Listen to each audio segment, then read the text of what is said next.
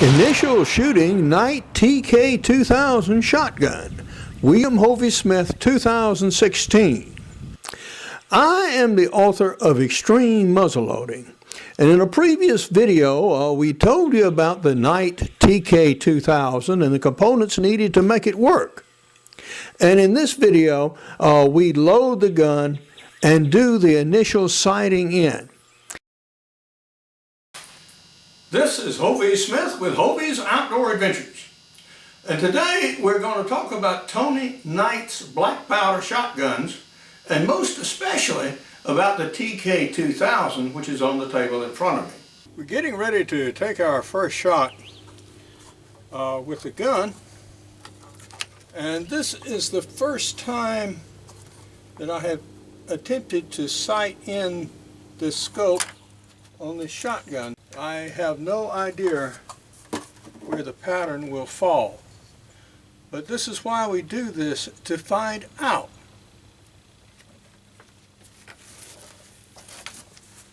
So you take the shotgun, pull it back to full cock, rotate this to where this clears.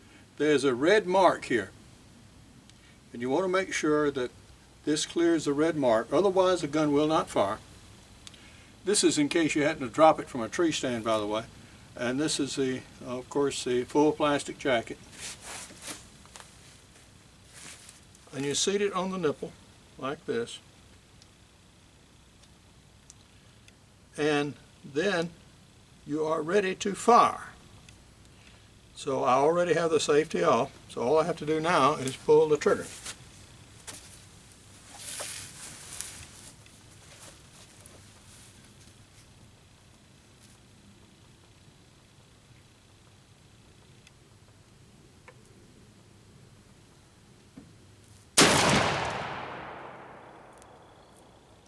Okay, now that generated significant recoil, and I believe I could feel the scope actually move.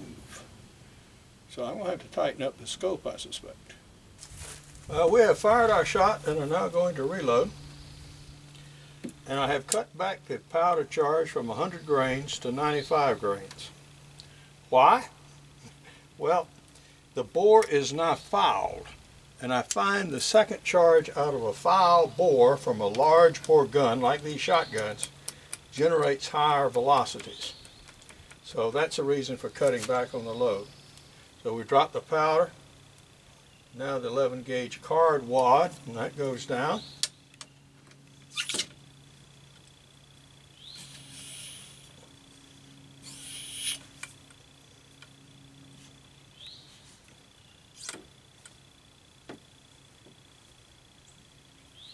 Make sure that gets seated well. Yeah. Okay. Our magic cream of wheat with the seal.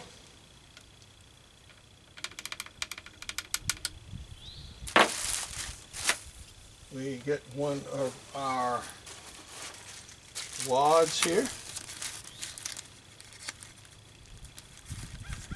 And incidentally, that piece of plastic is down the range there about 10 or 12 feet, lying out there on the ground. Drop that down. See that? Now we have shot. We have our little shot cup.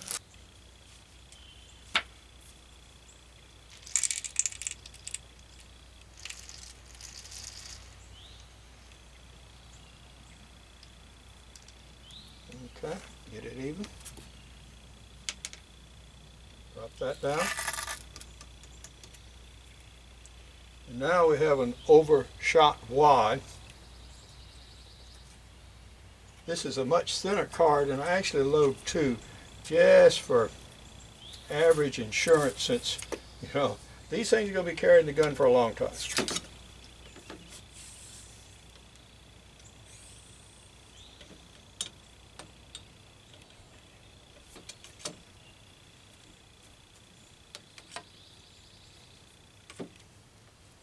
Okay, now that's what the full charge is like in the gun.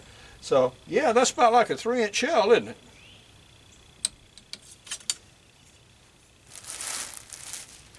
Okay, get these out of the way.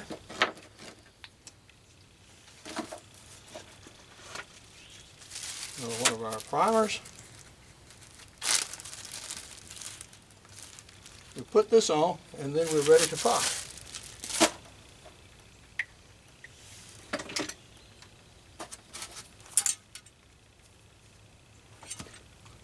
Our powder and stuff safely away.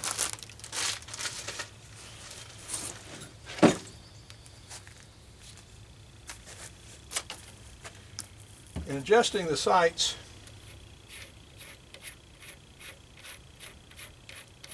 we're good left and right, but we need to go down a good bit.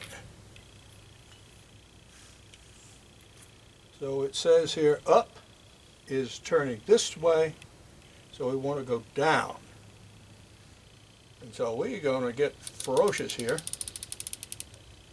Now we're going to go down a half turn. Okay. Cock again. It is cocked.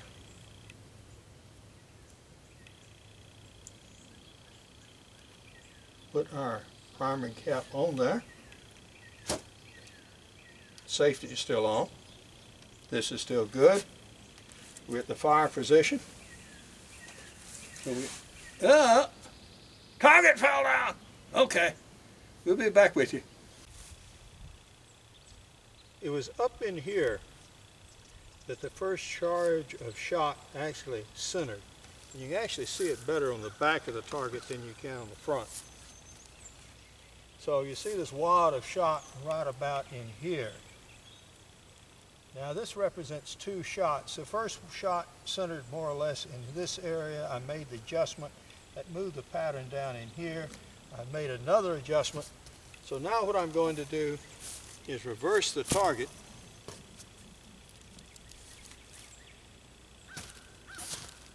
and still shoot here for the point of aim. And what I would hope to see is a pattern more nearly centered right about in here.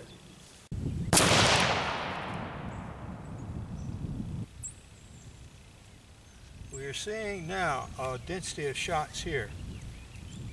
Some here, fewer here. So I've over adjusted a little bit. So I'm going to take some of my final adjustment back, and that should be good. Yeah. Well, how did the shooting go? Well, it did just fine. We were able to use this top adjustment here to adjust the shot charge so it struck very close to the point of aim with the 3rd shot. However, what we also found was the shot charge at 40 yards was displaced about this far over from the center of the target. Hence, we also need to make a windage adjustment.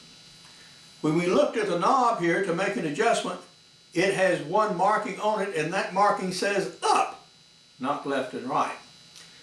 So we have no idea which way to move the indicator dial until we actually can shoot the gun again. And we have fouled the gun twice, and it's generating more and more recoil, hence more pressures. So we need to really clean the gun thoroughly before we sight it in again or continue the sighting in process. In the meantime, I have it shooting close enough to the point of aim that I'm pretty confident I can kill a turkey out to 40 yards with it. So yeah, I'm going to load this gun up and hunt with it. And when time comes to unload it again, yeah, that's when we'll make the adjustments for windage. These other things I have on the table are accessories that go with this night shotgun. If you buy one of these things used, be sure you get this tube. This enables you to prime your full plastic jacket with 209 primers. Yeah. Another issue is wads.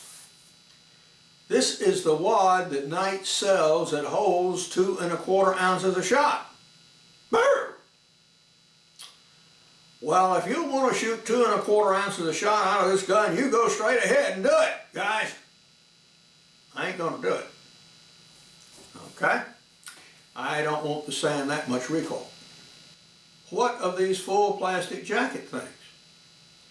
If you should not be able to buy these, your gun cannot be fired. Brr. But you can buy auxiliary strikers from night that enable you to use any night technology to fire your gun. For example,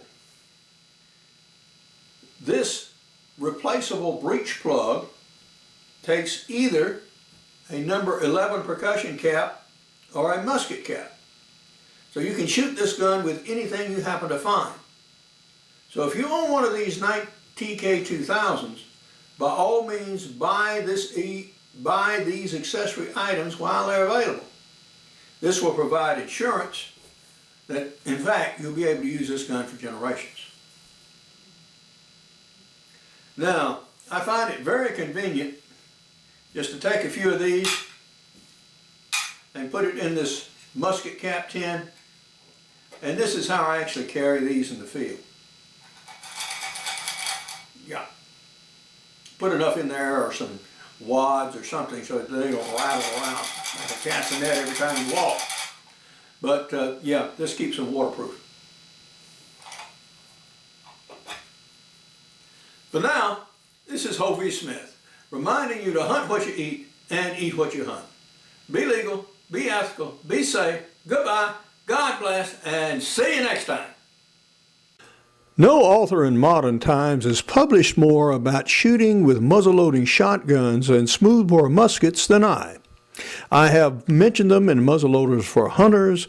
I have an e-book that deals exclusively with that topic. I also have a series of business books under the Profit brand.